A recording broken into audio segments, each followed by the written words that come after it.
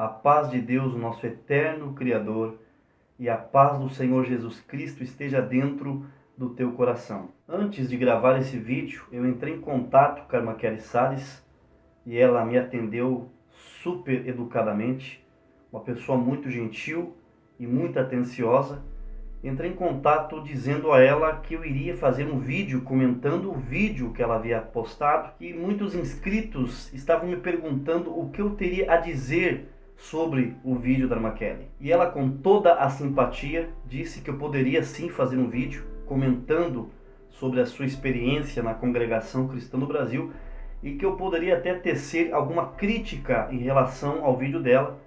E eu disse a ela que não teria nada de crítica, simplesmente faria algumas considerações a respeito da sua experiência, do seu testemunho em relação à sua saída da Congregação Cristã no Brasil, ao tentar o seu retorno e a falta de recepção que ela afirma ter tido do ministério e também da Irmandade, no caso dela ter saído do mundo do crime das drogas e retornado para a congregação. A irmã Kelly lançou esse vídeo contando toda a sua experiência dentro da Congregação Cristã no Brasil, onde diz ela que foi criada.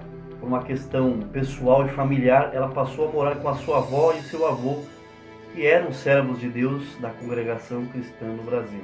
Ela diz que foi criada ao pé do púlpito da igreja, que até hoje acontece muito isso em cidades grandes.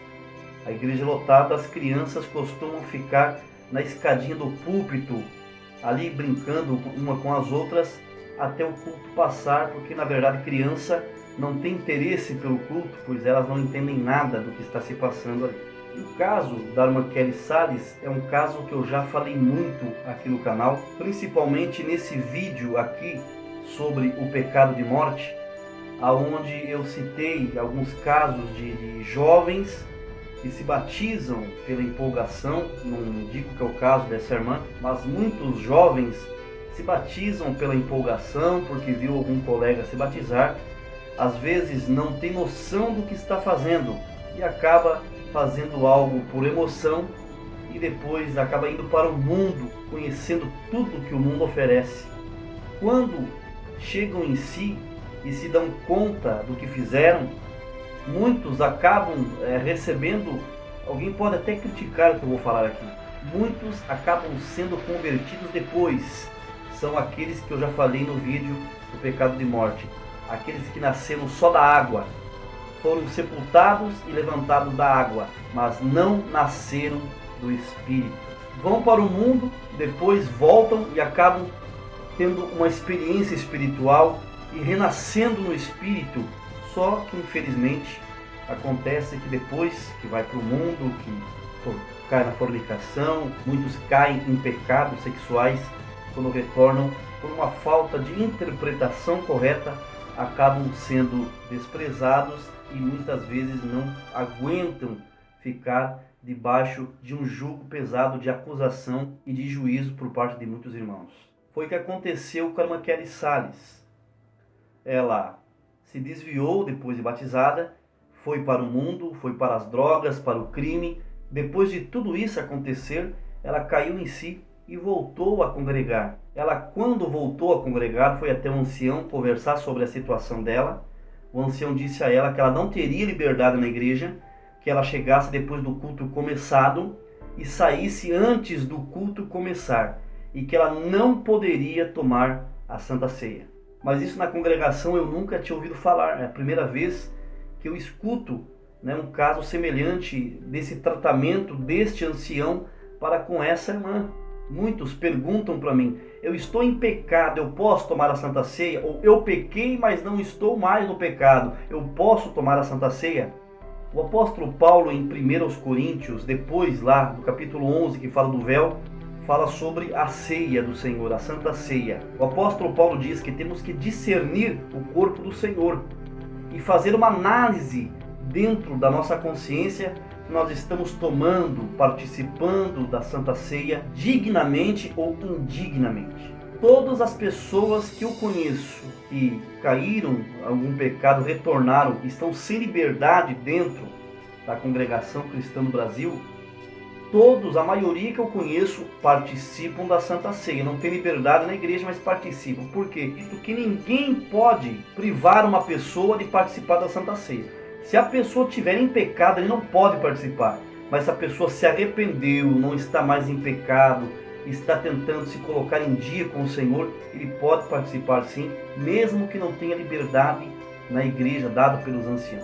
Porque a liberdade da Santa Ceia é algo íntimo entre Deus e a pessoa, porque diz Paulo, cada um examine-se a si mesmo, se está tomando a Santa Ceia dignamente ou indignamente. Se você analisar a tua situação e disser, eu não posso tomar a Santa Ceia porque eu estou em falta nisso, ou nisso, ou nisso, você não deve tomar, porque se você tomar, você está tomando a Santa Ceia para a sua própria condenação. Esse assunto da Santa Ceia, sobre participar dignamente ou indignamente, ou participar para a sua própria condenação, isso dá um assunto, um tema para outro vídeo que eu vou trazer, vou abordar aqui no canal para todos vocês. Neste episódio que o ancião proibiu ela até de participar da Santa Ceia, ela cita um texto bíblico, um versículo que diz que o que está ligado na terra está ligado no céu, e o que está desligado na terra está desligado no céu. Então ela diz que se a pessoa está desligada da comunhão da igreja, proibida de tomar a Santa Ceia, ela está desligada do céu. Naquilo que eu entendo está dentro das Escrituras Sagradas, a questão da liberdade. Tem pessoas que caíram em pecado, se arrependeram, se humilharam, têm a certeza no coração que Deus as perdoou. Muitos ficam em paz, não buscam a liberdade na igreja, tão tranquilo, estão congregando, ouvindo a palavra, tá bom demais. Só que existe aqueles que querem ter a liberdade. Primeiramente, que a liberdade dada pelo homem é uma coisa, e a liberdade dada por Deus é outra coisa. Existem muitos irmãos que retornaram à igreja, se desviaram, retornaram à congregação, não têm liberdade, mas têm liberdade com Deus. Eu tenho conhecimento, um irmão amicíssimo meu, de dentro da minha casa, meu amigo, que passou um processo desse na mocidade, no mundo conheceu uma irmã, anunciou para ela, ela se batizou, e ele tem a sua esposa e as suas filhas sendo criadas na doutrina. Há pouco tempo Deus batizou ele com o selo da promessa do Espírito Santo, com evidência de novas línguas. Batizou no Espírito Santo esse nosso irmão. Ele tem frutos de arrependimento. Ele tem fruto neles que evidenciam, trazem em evidência que ele foi perdoado por Deus. Ao contrário de muitos que têm toda a liberdade dentro da congregação, tocam, pregam, testemunham, oram, viajam, mas não tem liberdade com Deus. Por que você pode perguntar, mas por que você fala assim? Porque não existe fruto neles. São árvores secas.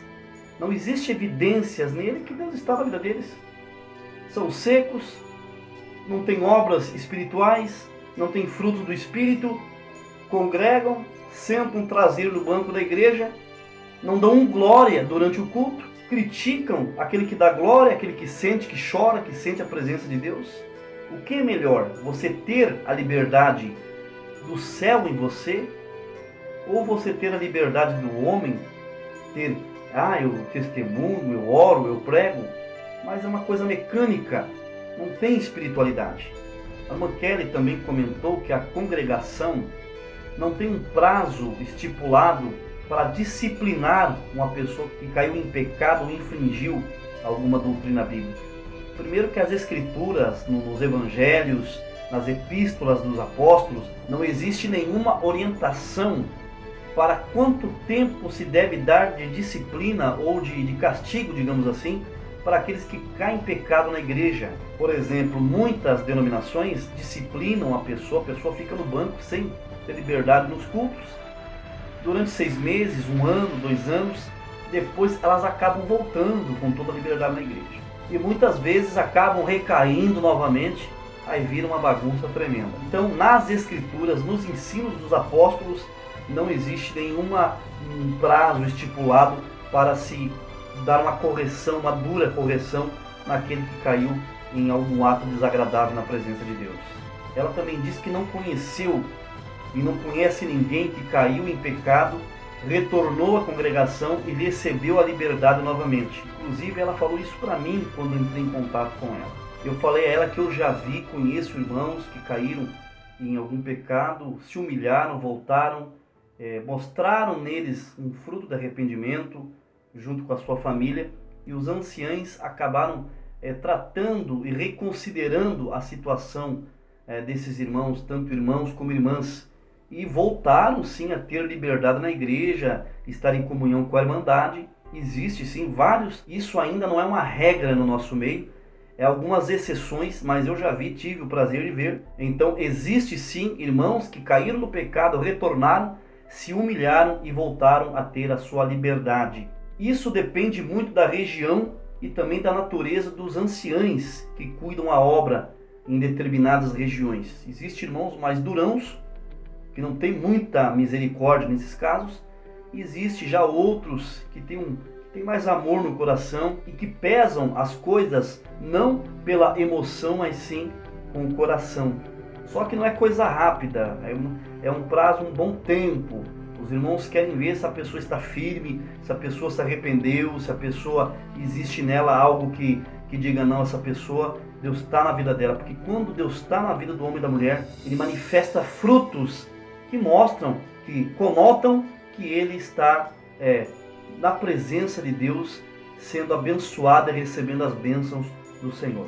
A narrativa dessa irmã levanta mais uma vez uma questão que eu já anunciei aqui no meu canal por diversas vezes, sobre como a congregação ela lida, como a CCB lida com pecados, com casos como esse, e também a forma bíblica que se deve tratar pessoas como o caso dessa irmã. Infelizmente existe sim em nosso ministério a dificuldade dos irmãos interpretar biblicamente sobre o pecado mortal, como no caso do adultério, fornicação e outros pecados relacionados aos desejos da carne. Nós sabemos que o pecado mortal é a blasfêmia contra o Espírito Santo, mas sendo assim, existem muitos irmãos que querem fazer gambiarras, fazer ajustes com versículos bíblicos para tentar provar que pecado relacionado à sexualidade é blasfêmia contra o Espírito Santo. Isso é uma pobreza de senso e de coerência bíblica. A irmã Kelly citou algo no vídeo dela que eu achei muito relevante e achei muito importante de abordar aqui nesse vídeo. Que muitos irmãos da congregação cristã no Brasil entendem que Deus perdoa os pecados somente uma vez no batismo, e que se a pessoa vir a cair, ela não tem mais perdão. Caiu, a condenação te aguarda e acabou. Infelizmente nós temos sim essa perspectiva errônea e não é isso que a Bíblia ensina. Nós precisamos entender de uma vez por todas o significado da morte de Cristo, o derramamento do seu sangue no madeiro da cruz e o sentido do batismo. Muitos defendem que o batismo é um ato simbólico, que é uma confissão pública de fé, e só isso. E dizem ainda que o batismo não é tão necessário para a salvação.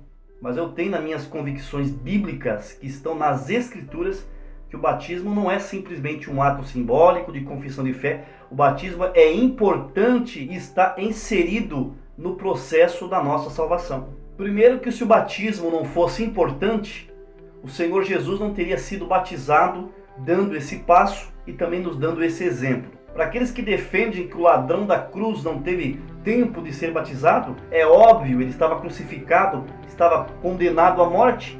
Com certeza, se ele tivesse em vida, caminhando, seguindo o Senhor Jesus, ele teria sido batizado também. Muitos não sabem do que eu vou falar agora, mas um dos elementos fundamentais que o batismo proporciona ao cristão é o despojamento da nossa natureza pecaminosa.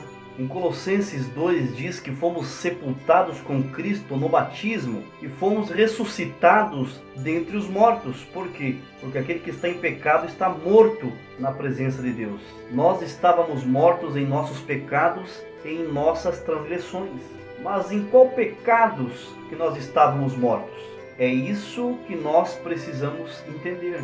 Pecados, o adultério que muitos cometiam, a mentira que muitos contavam? As trapaças que muitos faziam? Ou as cachaças que muitos tomavam? Quer dizer que são esses os pecados que foram lavados e que nós nunca mais cairemos neles? Não, o pecado que nós recebemos perdão é o pecado lá de trás, lá naquele pecado que foi gerado na transgressão no Jardim do Éden, pelos nossos primeiros pais, Adão e Eva. Adão infectou toda a humanidade. A raça humana decaiu da sua comunhão com Deus. A humanidade se tornou morta no pecado. Homens e mulheres se tornaram mortos nos pecados, nas transgressões, escravos do pecado. Em Romanos 5,12 diz assim: portanto, como por um homem entrou o pecado no mundo, e pelo pecado a morte, assim também a morte passou a todos os homens, por isso que todos pecaram. No versículo 15 diz: mas não é assim o dom gratuito como a ofensa. Porque se pela ofensa de um morreram muitos, muito mais a graça de Deus e o dom pela graça que é de um só homem, Jesus Cristo, abundou sobre muitos. No versículo 19: porque como pela desobediência de um só homem muitos foram feitos pecadores, assim pela obediência de um, muitos serão feitos justos, que é a obediência ao Senhor Jesus. Em Romanos 5,11 nos mostra que nós fomos reconciliados com Deus. Éramos mortos em Adão, agora estamos vivos em Cristo. A fé em Cristo nos regenera e nos faz nascer como um homem e uma mulher ressuscitados e curados da infecção que Adão disseminou no mundo.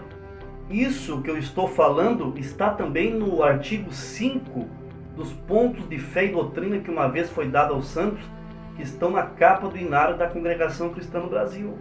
É isso que a fé em Cristo faz e a obediência do batismo. É esse perdão que a fé em Cristo proporciona ao ser humano. Entenda, o batismo rasga a cédula de morte, como está em Colossenses, no capítulo 2. Você pode ler todo o capítulo 2 aos Colossenses. O sepultamento e a ressurreição de um novo homem, de uma nova mulher, pelo batismo, ressuscita o homem, é liberto daquele pecado lá de trás, do pecado que herdamos desde o Éden, desde Adão. Em Adão fomos condenados à morte e em Cristo temos o dom gratuito da vida eterna. Agora, os pecados corriqueiros desta vida terrena, somos propensos a errar e suscetíveis a também pecar. Há irmãos em nosso meio que dizem, há quem diga que o crente, depois que batiza, não comete mais pecados, só tem falhas e faltas. E isso é uma tremenda de uma mentira, isso não é verdade. Em 1 João, no capítulo 1, do versículo 8 ao 10, diz assim, vamos ler o versículo 7, diz assim: mas se andarmos na luz como Ele na luz está, temos comunhão uns com os outros, e o sangue de Jesus Cristo, seu Filho, nos purifica de todo o pecado. Se dissermos que não temos pecado, enganamo-nos a nós mesmos e não há verdade em nós. Se confessarmos os nossos pecados, Ele é fiel e justo para nos perdoar os pecados e nos purificar de toda injustiça. Se dissermos que não pecamos, fazemo-lo mentiroso e a sua palavra não está em nós. Então é isso que a Bíblia diz. Nesse capítulo, João não está falando com as pessoas lá de fora do mundo. Está falando com cristãos batizados, cristãos convertidos. Aí nós lemos que Jesus perdoa e purifica de todos os pecados. Não diz que é somente alguns pecados que são perdoados, mas todos os pecados, menos a blasfêmia contra o Espírito Santo. Na primeira epístola de João, capítulo 2, versículo 1, diz assim: meus filhinhos, essas coisas vos escrevo para que não pequeis, e, se alguém pecar, temos um advogado para com o Pai, Jesus Cristo, o justo. Versículo 2: e Ele é a propiciação pelos nossos pecados, e não somente pelos nossos, mas também pelo de todo mundo. Os pecados herdados hereditariamente por Adão, pela morte de Cristo e pelo batismo, foram cancelados e perdoados também. Porém, na nossa existência, durante a nossa vida, podemos cometer pecados que nos rodeiam e nos perseguem no nosso dia a dia. Nós sofremos tentações. É como o apóstolo Paulo dizia, que o mal tão de perto nos rodeia. E existem inúmeras armadilhas que podem nos fazer pecar. A irmã Kelly Salles citou algo no vídeo dela que me chamou muita atenção. Ela disse que Jesus Cristo falou que se alguém pecar contra o seu irmão, perdoa 70 vezes 7. Por que o homem perdoa 70 vezes 7 e o Deus Pai de todas as coisas, formador e criador de nós seres humanos, nos perdoaria somente uma vez, e se nós pecássemos não teríamos mais perdão? Se o nosso irmão ou inimigo pecar contra nós, nós devemos perdoá-los 70 vezes 7. Deixo aqui uma reflexão sobre esta frase. A irmã Kelly disse que teve uma experiência com Deus, um encontro com Deus em uma clínica de recuperação para drogados, dirigida e conduzida pela Igreja Assembleia de Deus. E lá, durante um culto, ela foi batizada no Espírito Santo. E hoje ela está servindo ao Senhor na Igreja Assembleia de Deus. Por quê? Porque ela tentou voltar para o nosso meio e não foi abraçada. Nós temos que colocar em nossa mente que a igreja não é lugar só para gente sadia, gente santa. As reuniões cristãs não são somente para sadios espirituais, mas sim para doentes. Eu considero a igreja, o ajuntamento cristão, como uma estalagem, tipo aquela que o bom samaritano levou aquele pobre coitado que havia sido espancado e assaltado na beira do caminho. É um lugar de recuperação, é um lugar que essa irmã deveria ter sido abraçada. Infelizmente, muitos só caem a ficha dessa situação quando alguém da sua própria família cai em uma decadência como essa. Fico feliz por essa irmã Kelly, estar firme, louvando a Deus lá na sua denominação. Que Deus abençoe e prospere a sua vida. Deixo aqui esse comentário sobre o vídeo da irmã. Vocês viram aqui que eu não recriminei o vídeo da irmã, porque alguém perguntou para mim, será que ela está falando a verdade? Será que ela não está falando algumas incoerências? Alguma coisa ela está desatualizada sobre algum assunto, mas em suma, infelizmente o que ela passou é uma triste realidade que existe em nosso meio em alguns lugares, não generalizo todos, mas infelizmente acontece. Se você chegou aqui pela primeira vez, te convido a se inscrever aqui no canal, ative o sininho da notificação para que você possa receber notificação de novos vídeos postados aqui no canal. Deixe o teu joinha, o teu like, que também é muito importante para o crescimento e para a divulgação dos vídeos, para que outras pessoas possam usufruir de todo esse conteúdo que eu tenho postado aqui. Compartilhe com quem você quiser, fique à vontade. Termino te saudando com a santa paz de Deus, o nosso eterno Criador, e mandando um ósculo santo da caridade dentro do teu coração. Deus abençoe, até um próximo vídeo.